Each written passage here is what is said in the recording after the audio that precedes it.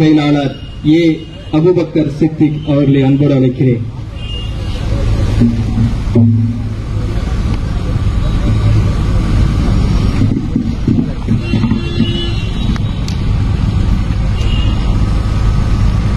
அமலாக்கத்துறை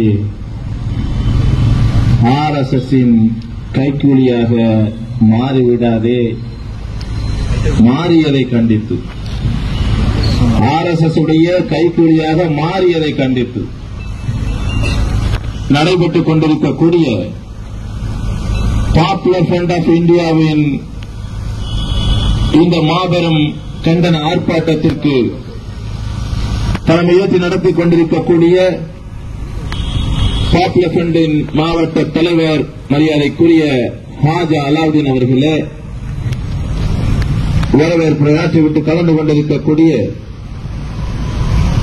division president மரியாதைக்குரிய அப்துல் ரஹ்மான் அவர்களே,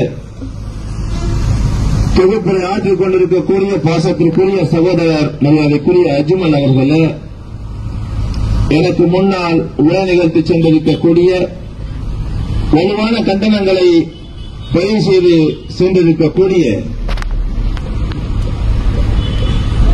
மனிதநேய மக்கள் கட்சியின் மாநில இளைஞரணி இணைச் செயலாளர் மரியாதைக்குரிய ஃபவாஸ் அவர்களே, தமிழக மக்கள் விடுதலை இயக்கத்தின் மாநில பொதுச் செயலாளர் மரியாதைக்குரிய குமரவேல் அவர்களே, மற்றும் என்னோடு வருகை வந்திருக்கக்கூடிய எஸ்டிபி கட்சியின் தஞ்சை தெற்கு மாவட்ட தலைவர் மரியாதைக்குரிய புகாரி அவர்களே, திருவாரூர் மாவட்டத்தின் தலைவர் மரியாதைக்குரிய பத்ரு ஆலம் பாதுஷா அவர்களே, மாவட்ட பொதுச் செயலாளர் மரியாதைக்குரிய சாஹிப் ஹமீத் அவர்களே, மற்றும் வருகை தந்திருக்கக்கூடிய நிர்வாகிகளே, நீதிக்காக குரல் கொடுக்க வருகை தந்திருக்கக்கூடிய பெரியோர்களே, இளைஞர்களே, ஜமாத்தார்களே, கண்ணியத்திற்குரிய சகோதரிகளே, உண்மை என்ன என்பதை அறிந்து கொள்வதற்காக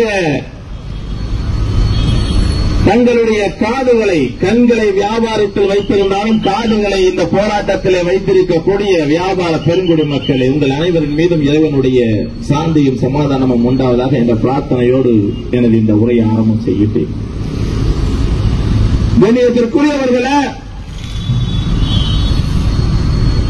அமலாக்கத்துறை என்பது கருப்பு பணத்தை எங்கேயாவது பதுக்கி வச்சிருந்தாங்கன்னா உடனே மீட்டு கொண்டு வர்றதுங்க. இதுதான் அவங்களுடைய டியூட்டி, அவங்களுடைய வேலை. ஆனா ஒரு 4-5 நாட்களுக்கு முன்னால் பாப்புலர் ஃப்ரண்ட் ஆஃப் இந்தியாவுடைய தேசிய தலைவருடைய வீடுகளிலும் மாநில அலுவலகங்களிலும் அப்படியே போனாங்க. 20க்கும் மேற்பட்ட இடங்களிலே தனித்தனி குழுக்களாக சென்று கட்டை கட்டையாக பணங்களை நாம் மீட்டுக் கொண்டு வந்து விடலாம் என்று கனவு கண்டு உள்ளே நுழைந்த கூட்டத்திற்கு வெறுமை மட்டுமே வெட்டு காகிதங்களில் கையெழுத்து போட்டுவிட்டு உங்களிடமிருந்து நாங்கள் ஒன்றை கூட எடுத்துச் செல்லவில்லை என்று கையெழுத்து போட்டுவிட்டு வரக்கூடிய நிலைகளுக்குத்தான் அமலாக்கத்துறையுடைய நிலை இருந்தது என்பதுதான் யதார்த்தம். இங்கே நான் விஷயத்தை நினைவுபடுத்துறேன். கண்ணியத்திற்குரியவர்களே, இந்த அமலாக்கத்தில் இந்த 70 வருடங்கள்ல எந்த ஒரு இயக்கத்தையாவது காந்திய சுட்டுக் கொள்வதற்கு முக்கிய காரணமாக இருக்கக்கூடிய ஆர்எஸ்எஸ் சித்தாந்தத்தை ஊறி பேச்சு இருக்கக்கூடிய அந்த ஆர்எஸ்எஸ் அலுவலகத்தில் எனக்காவது ஒரு நாள் நீ போய் நின்றிருக்கியா? கோடி கோடியா பணம் வருதுங்க. ஆயிரக்கணக்கான கோடிகளை அடைத்து வைத்திருக்கக்கூடிய இடமாக இருக்கக்கூடிய ஆர்எஸ்எஸ் அலுவலகங்களுக்குள்ள, பிஜேபி அலுவலகங்களுக்குள்ள போறதுக்கு திராணி இருக்கா?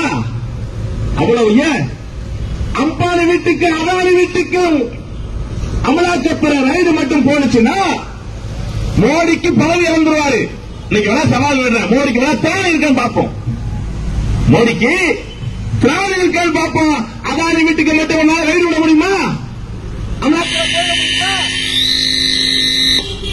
என்னங்க அமலாக்கத்துறையால போக முடியாது. ஏன்னா மோடியுடைய ஆட்சி இருக்காரு. அந்த அளவுக்கு இந்தியாவை அதானிட்டு அம்பானிட்டு அதமான வச்சுட்டு மக்கள் பணியாற்றக்கூடிய ஒரு உன்னதமான தேசத்தை உருவாக்க வேண்டும் என்ற லட்சியத்தோடு செயல்பட்டுக் கொண்டிருக்கக்கூடிய பாப்புலர் ஃப்ரண்ட் ஆஃப் இந்தியாவுடைய தேசிய தலைவர் வீடுகளுக்கு நீங்க ரைடு போறீங்கன்னா பயமுறுத்த பார்க்கிறாங்க. பெரியவர்களே, எனக்கு முன்னால் உரை நிகழ்த்திய குமரன் அவர்கள் சொல்லி காட்டியதை போல எங்கேயாவது ஒரு ஆபீசர் ஒண்ணு வேணாங்க, ஒரு தெருவுக்குள்ள ஒரு வீட்டுல போயிட்டு ஒரு போலீஸ்காரர் போய் என்னன்னு விசாரிக்கிறாரு. சாதாரண கான்ஸ்டபிள் வச்சுக்கீங்களேன், என்ன சொல்லுவாங்க? பக்கத்துல வீட்டுல என்ன சொல்லுவாங்க? அந்த தெருவில் என்ன சொல்லுவாங்க? பக்கத்துல என்ன சொல்லுவாங்க? அந்த வீட்டுக்கு போலீஸ் போயிடுச்சா, அந்த வீட்டுக்கு போலீஸ் போயிடுச்சா. ஐயா பாஸ்போர்ட் என்கொயரிக்கு போயிருப்பாங்க. ஐயா அந்த பாஸ்போர்ட் என்கொயரிக்கு தான் வந்தாங்க அப்படின்னு மக்கள் அறிவதற்கு முன்பாக அந்த வீட்டுல உள்ளவங்க யாருமே அண்டி என்னங்க நடந்துச்சு கேட்கறது கூட பிராணிக்கு இருக்காது இங்க இருக்கக்கூடிய மக்கள் தானே. ஏன் அப்படிப்பட்ட ரீதியில ஒரு பயத்தையும் ஒரு பீதியையும் ஒரு பொய்யான தகவல்களையும் மக்கள் மன்றத்தில் யதார்த்தமாகவே பரப்பிவிட்டு இருக்கின்றார்கள். உண்மைங்க நடந்துச்சுங்க. உத்தரப்பிரதேசத்தில் ஆக்சிஜன் பற்றாக்குறையால மக்கள் எல்லாம் குழந்தைகள் எல்லாம் செத்து மருந்து கொண்டிருக்கும் பொழுது தன்னுடைய சொந்த காசை தூக்கி போட்டு தன்னுடைய சொந்த காசை எடுத்து போட்டு கபில் காண்கிறவரு என்ன செஞ்சாங்க? என்ன செஞ்சாரு? ஆக்சிஜனை சொந்தமா வாங்கி வச்சு அங்க இருக்கக்கூடிய குழந்தைகளுக்கெல்லாம் உயிர் காக்கக்கூடிய வாழ்வை கொடுத்துட்டு உயிரை காப்பாத்தி நூற்றுக்கணக்கான குழந்தைகளுடைய உயிரை காப்பாத்தி இருக்கவருக்கு என்ன தெரியுமா செஞ்சாங்க? அந்த அரசு என்ன தெரியுமா பரிசு கொடுத்துச்சு? 8 மாசம் சிறை, 8 மாசம் ஜெயிலு. இப்படிப்பட்ட ஒரு தவறான ஒரு பார்வை மக்கள் மன்றத்தில் ஏற்படுத்துவதற்காக மட்டுமே அமலாக்கத்துறை என்ன செஞ்சிருக்கு? உடனே ஓடிப்போம். கண்ணியத்திற்குரியவர்களே, நாம் சிந்தித்து பார்க்க வேண்டும். எந்த அளவுக்கு ஒரு மோசமான சூழ்நிலையில் இந்தியா நகர்ந்து கொண்டிருக்கின்றது. நம்மளாம் நினைச்சுக்கிறாங்க, இங்க இருக்கக்கூடிய இந்துக்கள் எல்லாம் நினைத்துக் கொண்டிருக்கின்றார்கள் ஏதோ முஸ்லீம்களுக்கு பிரச்சனைப்பா, அதனால பேசிக்கிட்டு இருக்காங்க, அதனால இப்படி வந்து எண்ணிக்கிட்டு இருக்கிறாங்க. இந்துக்களுக்கு எல்லாம் பிரச்சனை இல்லை இல்ல. நான் கேட்கிறேன், பஞ்சாப்ல இருந்தோம், ஹரியானா இருந்தோம், பீகார் இருந்தோம், உத்தரப்பிரதேசம் இருந்தோம், ஆயிரக்கணக்கான லட்சக்கணக்கான விவசாயிகள் இந்த 3 வேளாண் மசோதாக்களையும் ரத்து செய்ய வேண்டும், நாங்க அதை ரத்து செய்ய வரைக்கும் அதில் ஏதாவது சின்ன சின்ன திருத்தம் முடியாது, ஏற்றுக்க மாட்டோம் என்று சொல்லிக்கொண்டு டெல்லியிலே முற்றுகை செய்து கொண்டிருக்கின்றார்களே, அவங்க முஸ்லீம்களா? இருக்கிறவங்க எல்லாம் முஸ்லீம்களா? இந்துக்கள் கிடையாதா? கண்ணியத்திற்குரியவர்களே, இன்றைக்கு மத்தியில் ஆண்டு கொண்டிருக்கக்கூடிய பாஜக அரசு, மத்தியில் ஆண்டு கொண்டிருக்கக்கூடிய பாரதிய ஜனதா கட்சி இங்க இருக்கக்கூடிய இந்துக்களுக்கு எதிராக, இங்க இருக்கக்கூடிய சாமானிய மக்களுக்கு எதிராக, இந்தியாவில் வாழக்கூடிய விவசாயிகளுக்கு எதிராக, இந்தியாவில் இருக்கக்கூடிய கிறிஸ்தவர்களுக்கு எதிராக, இந்தியாவில் இருக்கக்கூடிய முஸ்லிம்களுக்கு எதிராக ஆட்சி செய்து கொண்டிருக்கக்கூடிய ஒரு அரசியல் கட்சி தான் ஒரு பாஜக தான். 19 இந்துன்னு சொல்லிவிட்டீங்க, அப்புறம் முஸ்லீம்னு சொல்லிவிட்டீங்க, கிறிஸ்தவன் சொல்லிவிட்டீங்க. ஐயா, யாருக்கு தான் ஆட்சி நடத்த என்று வேணா கேட்கலாம். கண்ணியத்திற்குரியவர்களை சிந்தனை செய்ய வேண்டிய நேரம். அம்பேத்கர் செத்து போயிட்டாரு, பெரியாரும் செத்து போயிட்டாரு, வார்த்தகத்தை எதிர்ப்பதற்கு எந்த குரலும் இல்ல. அதனால தங்களுடைய பார்ப்பனிய மேலாதிக்கத்தை நிலைநாட்டுவதற்கு இந்த தருணத்தை விட வேறு எந்த தருணமும் கிடைக்காது, எந்த காலமும் கிடைக்காது என்ற அடிப்படையிலே பார்ப்பனிய மேலாதிக்கத்திற்காக ஆட்சி நடத்திக் கொண்டிருக்கக்கூடிய ஒரு அரசு தான் மத்தியில் ஆண்டு கொண்டிருக்கக்கூடிய பாரதிய ஜனதா கட்சி. சிந்தனை செய்யணும். ஏதோ இப்படிப்பட்ட ரீதியில என்ன செஞ்சுக்கிட்டு இருக்கோம்?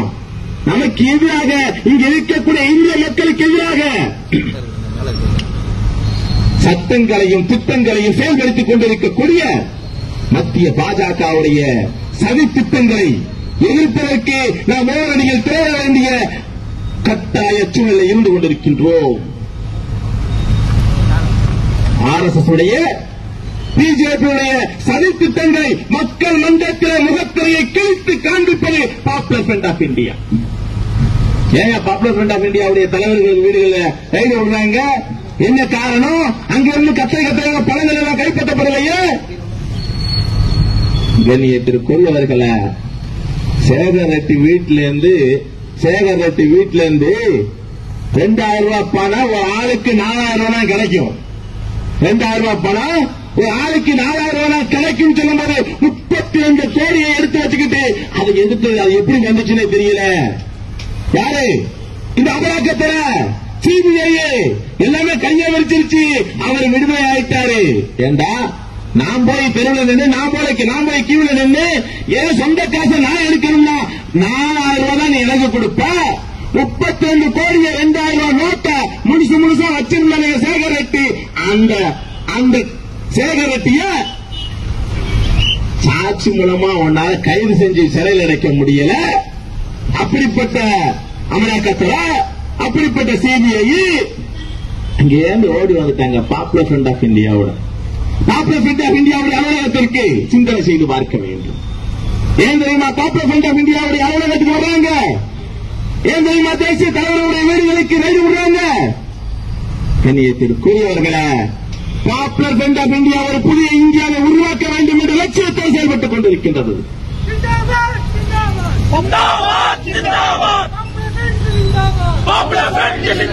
என்ன தெரியுமா அந்த புதிய இந்தியாவை படைத்துவிட வேண்டும். என்ன தெரியுமா அந்த புதிய இந்தியா? அனைத்து மக்களுக்கும் சமநீதி கொடுக்கக்கூடிய new India, equal rights to all. இந்த இந்திய பிரதேசத்தில் இருக்கக்கூடிய அனைத்து மக்களுக்கும் equal rights to all Indians. இந்தியாவில் இருக்கக்கூடிய அனைத்து மக்களுக்கும், அது இந்துவா, முஸ்லீமா, கிறிஸ்தவனா, சீக்கியனா, புத்தனா, ஜைனனா, யாருக்கு பிடிக்காது? இந்த மண்ணிலேயே, இந்திய மண்ணிலேயே இருந்து பிறந்து வளர்ந்திருக்கக்கூடிய பூர்வ குடிமக்களை நீ தொட்டா தீட்டு என்று சொல்லிக்கொண்டு, பசுமாட்ட புனிதம் என்று சொல்லிக் கொண்டிருக்கக்கூடிய மக்கள் மத்தியில மனுஷன் தொட்டா தீட்டு என்று பிராமணியத்துடைய ஏற்றத்தாழ்வை அமல்படுத்தக்கூடிய RSS சங்க பரிவார கூட்டங்களுக்கு பிடிக்காத ஒரு வார்த்தை தான் சமநீதி. வேற ஒண்ணும் கிடையாது. ஏன் பாப்புலர் ஃப்ரண்ட் ஆஃப் இந்தியாவில் அலுவலகம் போறாங்கன்னா அங்க கத்தையாக நோட்டுகளை அவர்கள் கைப்பற்றவில்லை. வேற ஒண்ணுமே இல்ல. பாப்புலர் ஃப்ரண்ட் ஆஃப் இந்தியா புதிய இந்தியாவை உருவாக்க வேண்டும். அந்த புதிய இந்தியா என்பது அனைத்து மக்களுக்கும், அனைத்து இந்தியர்களுக்கும் சமநீதி கொடுக்கக்கூடிய ஒரு புதிய இந்தியாவை நாங்கள் படைத்திடுவோம். அதுக்காக எங்கள் உயிர், அதுக்காக எங்கள் உடமை, அதுக்காக எங்களுடைய ரத்தங்கள், அதுக்காக எங்களுடைய வீரர்கள் இங்கே நாங்கள் சிந்துவதற்கு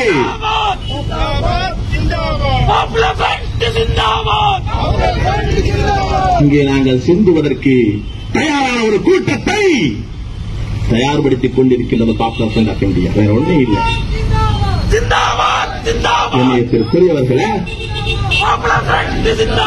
இப்படிப்பட்ட ஒரு உன்னதமான லட்சியத்தோடு ஒரு தடவைங்க புதிய தலைமுறை என்று சொல்லக்கூடிய 5 ரூபாய்க்கு அந்த சமயத்தில் பத்திரிகை வெளியிட்டாங்க. ஆரம்பத்தில் புதிய தலைமுறை வார பத்திரிகையாக வந்து கொண்டிருக்கும் பொழுது பாப்புலர் ஃப்ரண்ட் ஆஃப் இந்தியாவுடைய செயல் வீரர்கள் எந்த அளவிற்கு செயலாற்றுகின்றனர் என்பதற்கான ஒரே ஒரு உதாரணத்தை உங்களிடம் நினைவுபடுத்துகின்றேன். திருப்பூரில் நொய்யல் ஆற்றில் கடுமையான வெள்ளம்.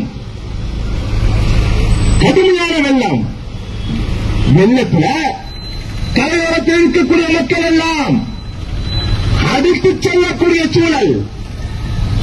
மிட் நைட்டுங்க 12 மணி 2 மணி வாக்குல அந்த கரையோரத்தில் இருக்கக்கூடிய மக்களை எல்லாம் பாதுகாப்போடு அழைத்து வந்தது பாப்புலர் ஃப்ரண்ட் ஆஃப் இந்தியாவுடைய செயல் வீரர்கள். அதை புதிய தலைமுறை என்று சொல்லக்கூடிய வார பத்திரிகையில் வந்திருக்கிற வார்த்தை எந்த அளவுக்கு பயன்படுத்தினார்கள் என்றால், தங்களுடைய உயிரை பணயம் வைத்து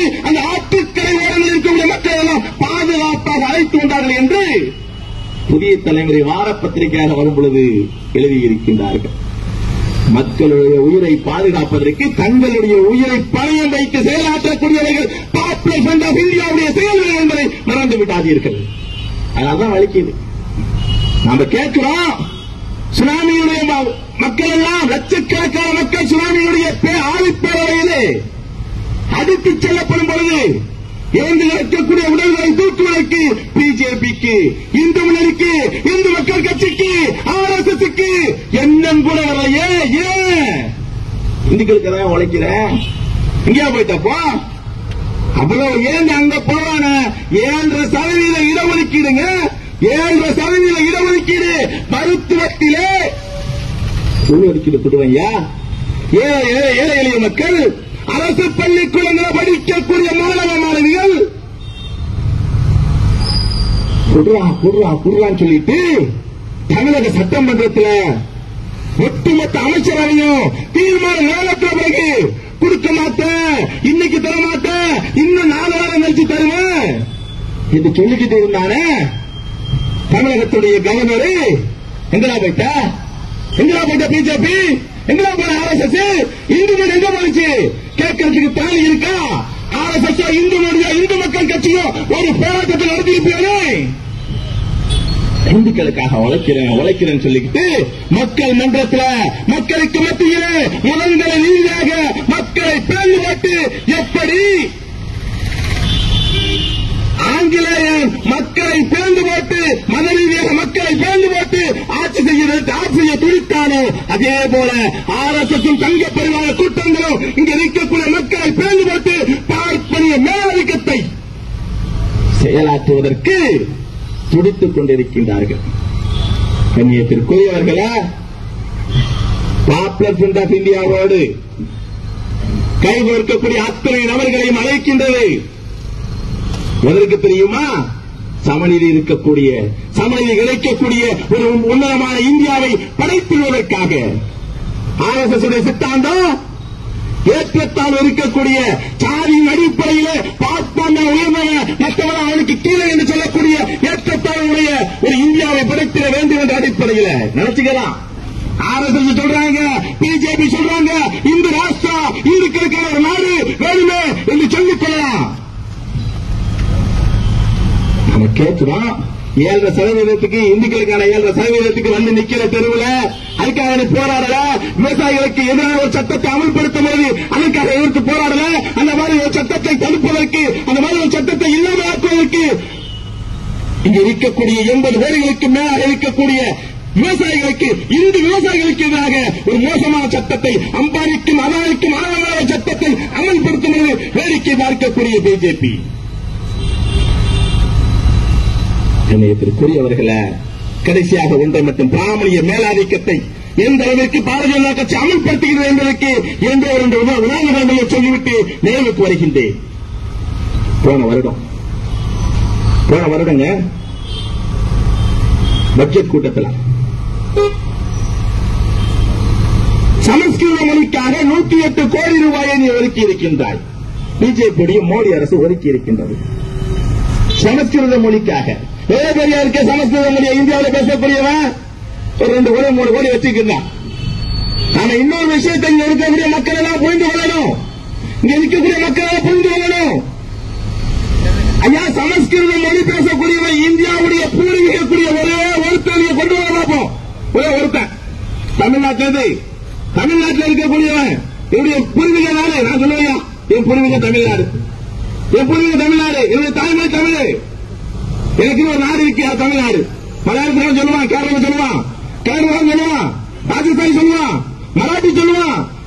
இருக்கிற இந்த இந்தியாவில் இருக்கிற எல்லாருமே சொல்ல முடியும். இந்தியாவுடைய பிரதேசத்தில் இந்தியாவுடைய பூர்வீகம் கொண்டிருக்கக்கூடிய எவருமே சொல்ல முடியாது சமஸ்கிருதம் என்னுடைய தாய்மொழி என்று.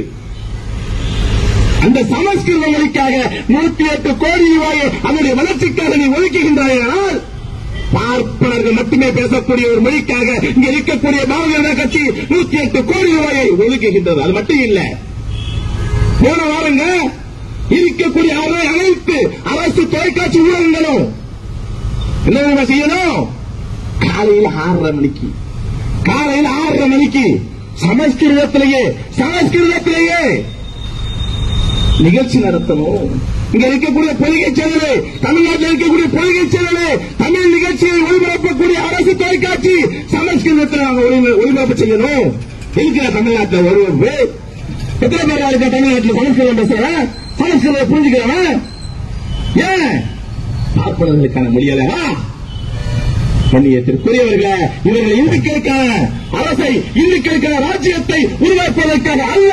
இவர்கள் இங்க இருக்கக்கூடிய பாஜக, இங்க இருக்கக்கூடிய RSS சங்க பரிவார கூட்டங்கள் பார்ப்பனிய மேலாதிக்கத்தோடு பார்ப்பனிய ராஜ்யத்தை அமல்படுத்துவதற்காக முன்னோக்கி சென்று கொண்டிருக்கிறார்கள். அவர்களுக்கு முச்சக்கத்தை போடக்கூடிய ஒரே இயக்கம், தேசிய அளவில் செயல்படக்கூடிய ஒற்ற இயக்கம் தாயா பாப்புலர் ஃப்ரண்ட் ஆஃப் இந்தியா. அதை எடுத்து வைக்கிறான்.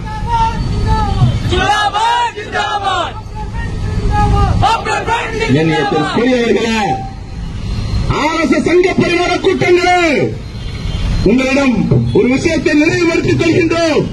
அமலாக்கத்திலேயே உன்னுடைய சேர்க்க சொல்லிக்கிறேன்.